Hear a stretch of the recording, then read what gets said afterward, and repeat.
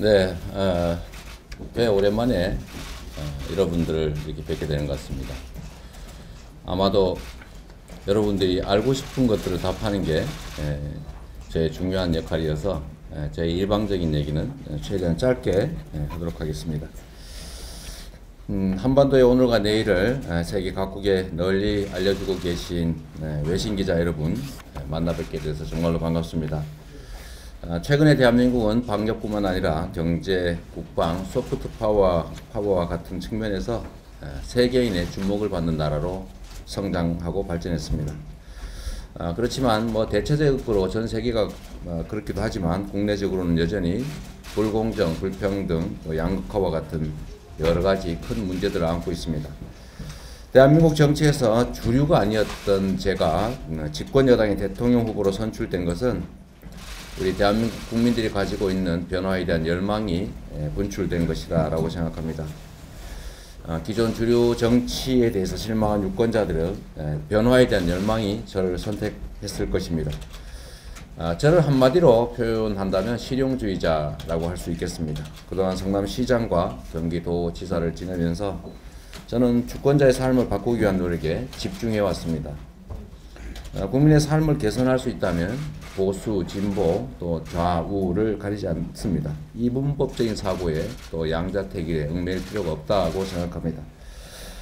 이는 국내 정치뿐만 아니라 외교, 국방, 경제도 마찬가지라는 말씀을 드립니다.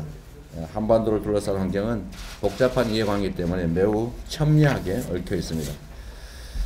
미중 전략 경쟁에 대한 대처, 그리고 대북 정책의 새로운 접근, 다시 할까요? 네, 안 들리나요? 여기 워낙 마이크가 많이 매달려 있어가지고 무겁군요. 네, 이 정도 하면 되겠습니다. 네, 대북 정책의 새로운 접근이라든지 미중 전략 경쟁에 대한 대처나 또 한일 관계 발전의 모색 같은 풀어야 될 현안들이 매우 많습니다. 대한민국의 달라진 위상에 맞춰서 이념과 선택의 논리를 뛰어넘는 국익 중심의 실용 외교 노선을 견지하겠다라는 것이 저의 확고한 입장입니다. 첫째로 대한민국 국민과 기업을 위한 경제 외교를 강화하겠습니다.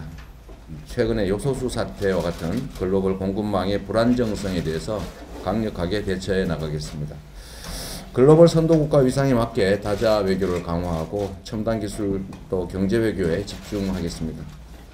두 번째로 한미 동맹의 고도화와 미래지향적 한중 관계도 튼튼하게 하겠습니다. 한미 동맹의 공고한 발전과 또 한중의 전략적 협력 관계의 증진은 이 대한민국의 국익 중심 외교의 실용 외교의 근간이라 하겠습니다. 한반도 평화와 동북아 안정, 국제 보건과 기후 대응, 글로벌 공급망 불안 대책 같은 다양한 분야에서 미중과 동시에 협력해 나가겠습니다. 세 번째, 한일 관계 개선에도 적극적으로 나서겠습니다.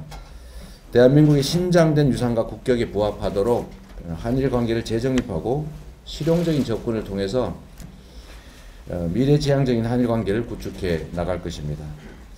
한일 관계 발전의 길은 1998년에 김대중 오부치 선언이 천명한 과거를 직시하고 상호 이해와 신뢰에 기초한 관계를 발전시켜 나간다라는 데 있다고 생각합니다.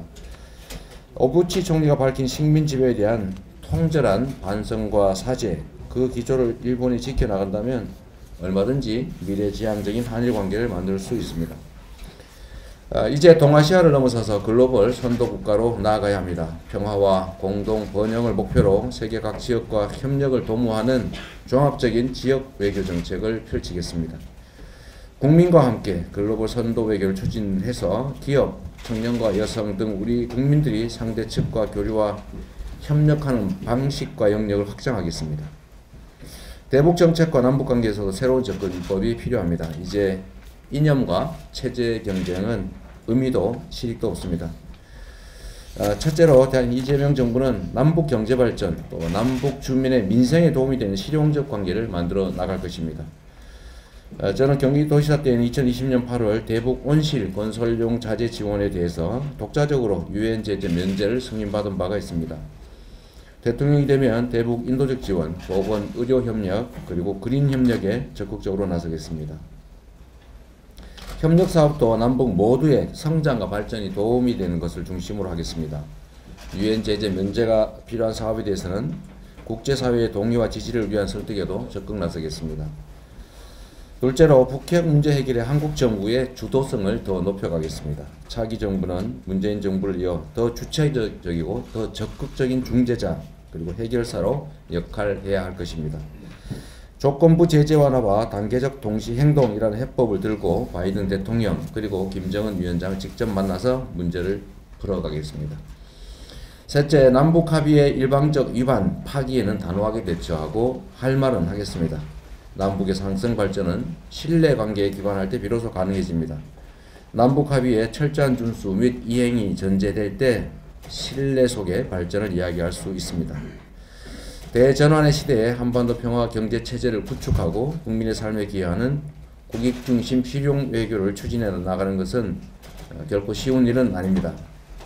대통령의 리더십이 어느 때보다도 중요한 시기입니다. 뚜렷한 소신과 철학, 그리고 담대한 결단력, 그리고 과감한 실천력을 겸비한 리더만이 위기를 기회로 바꿔낼 수 있다고 믿습니다. 이재명 정부가 만들어갈 새로운 대한민국을 여러분께서 지켜봐 주시기를 바라겠습니다. 감사합니다.